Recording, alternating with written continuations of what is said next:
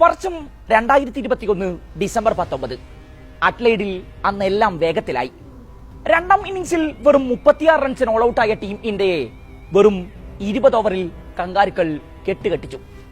അഡ്ലെയ്ഡിൽ വഴങ്ങിയ നാണംകെട്ട തോൽവിക്ക് പിറകെ ടീം ഇന്ത്യക്കെതിരെ പുറത്തിറങ്ങിയ പ്രസ്താവനകളൊക്കെ ബാൻഡറുകളായിരുന്നു. അഡ്ലെയ്ഡിന് ശേഷം ഈ സീരീസ് ഒരു വൈറ്റ് വാഷിലാണ് അവസാനിക്കുക എന്നുറപ്പായി എന്ന് റിക്കി പോണ്ടിങ്.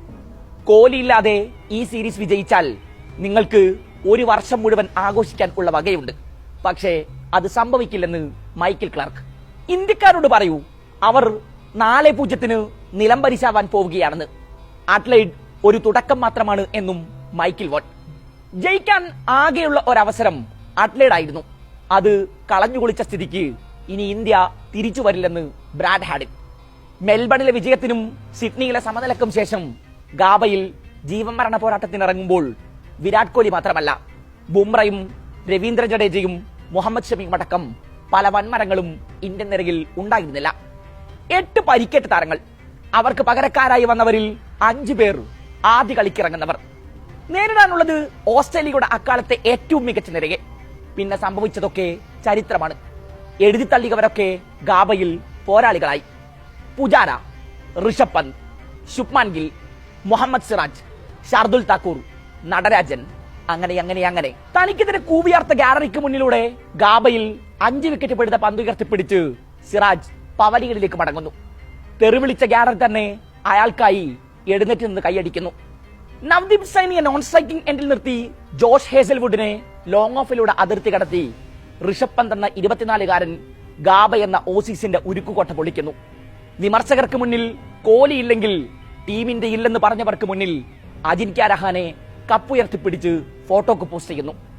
ഇന്ത്യൻ ക്രിക്കറ്റ് ആരാധകരുടെ ഹൃദയങ്ങളിൽ ഗാബ മായാത്ത ഓർമ്മകളെ വരഞ്ഞിട്ടത് ഇങ്ങനെയൊക്കെയാണ്. വർഷം 3 പിന്നിട്ടു. അന്ന് ഇന്ത്യക്കായി ഐതിഹാസികമായ പരമ്പര നേട്ടം കുറിച്ച നായകൻ അജിൻക്യ രഹാനയ്ക്ക് ഇപ്പോൾ പ്രായം 36. അയാളുടെ കളിയെ പ്രായം വല്ലാതെ ബാധിച്ചു തുടങ്ങിയിട്ടുണ്ടെന്ന് ക്രിക്കറ്റ് ലോകത്ത് പരക്കെ സംസാരമുയരുന്നുണ്ട്. IPL താരലേലത്തിൽ പോലും രഹാനയെ ആദ്യഘട്ടത്തിൽ ആർക്കും വേണ്ടായിരുന്നു. രണ്ടാം ഘട്ടത്തിൽ വെറും 1.5 കോടിക്കാണ് കൊൽക്കത്ത അയാളെ വിളിച്ചെടുത്തത്. ആളെത്തിക്കാൻ വേണ്ടി മാത്രമാണ് കൊൽക്കത്ത രഹാനയെ വിളിച്ചെടുത്തത് എന്ന് വരെ പരിഹാസമുയർന്നു. പക്ഷെ കാര്യങ്ങൾ മാറിമറിയാൻ വിരലിൽ എണ്ണാവുന്ന ദിവസങ്ങളെ എടുത്തുള്ളൂ.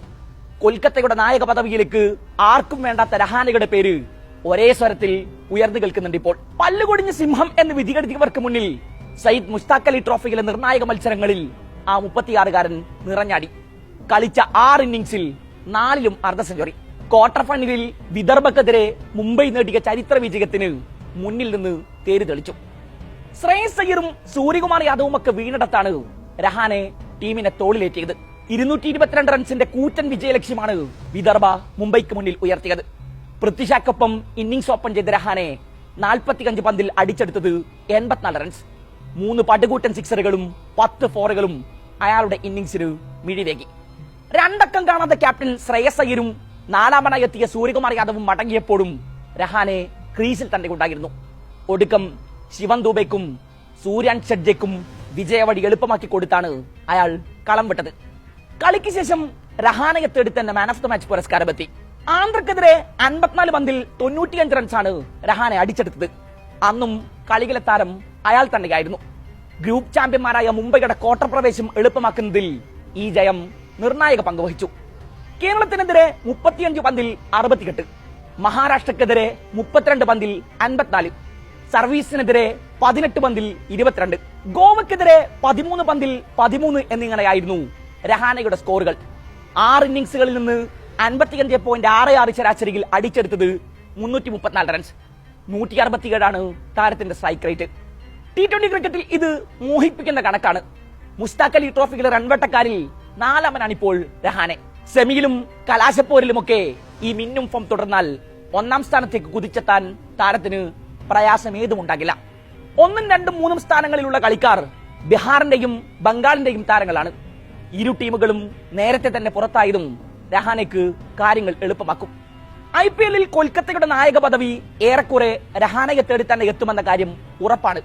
T20 ക്രിക്കറ്റിൽ നിലനിൽപ്പ് തന്നെ ചോദ്യചിഹ്നമായ ഘട്ടത്തിലാണ് അൺസോൾഡ് ലിസ്റ്റിൽ നിന്ന് KKRന്റെ തലപ്പത്തേക്ക് രഹാനയുടെ മാസ് എൻട്രി.